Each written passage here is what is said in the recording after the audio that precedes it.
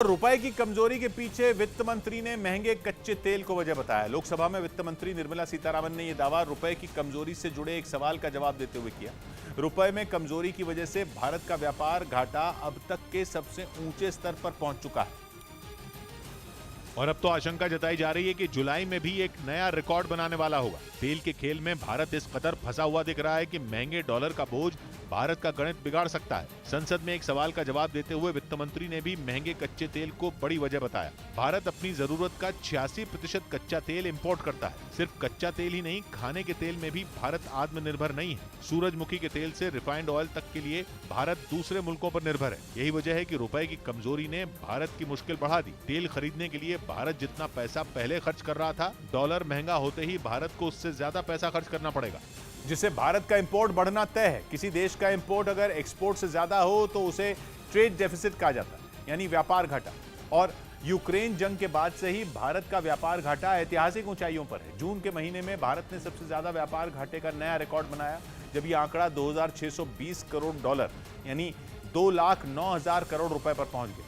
लेकिन इससे पहले मई में भी भारत ने ऐतिहासिक ऊंचाई का ही रिकॉर्ड बनाया था। उस वक्त यह आंकड़ा 2,420 करोड़ डॉलर था।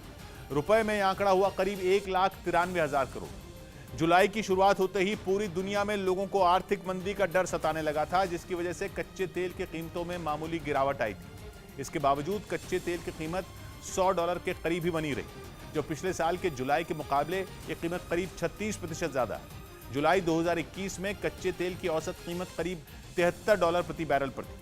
ऊपर से डॉलर के मुकाबले रुपया भी ऐतिहासिक कमजोरी का सामना कर रहा है, जिसका असर यह हुआ कि भारत के लिए कच्चे तेल की कीमतों में थोड़ी बहुत कमी का भी कोई फायदा नहीं हो रहा।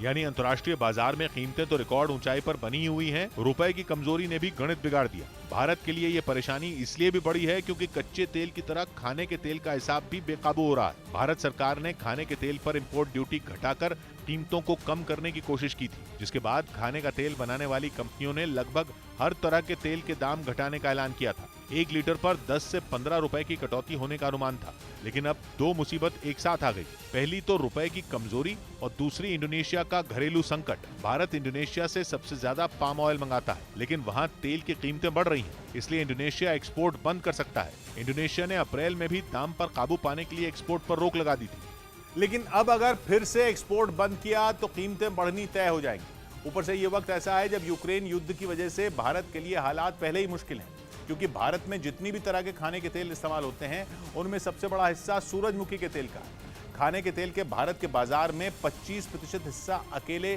सूरजमुखी के तेल का है, और यह ऐसा तेल है जिसके लिए भारत की विदेशों पर निर्भरता सबसे ज्यादा है।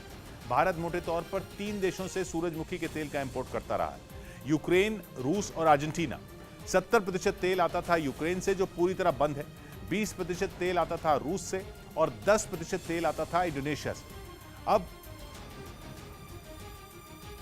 यूक्रेन से तेल का इंपोर्ट पूरी तरह बंद होने की वजह से भारत को उतना तेल नहीं मिल सकता जितना भारत की जरूरत है, इसलिए सूरजमुखी के तेल की कीमतों में बड़ा उछाल आया।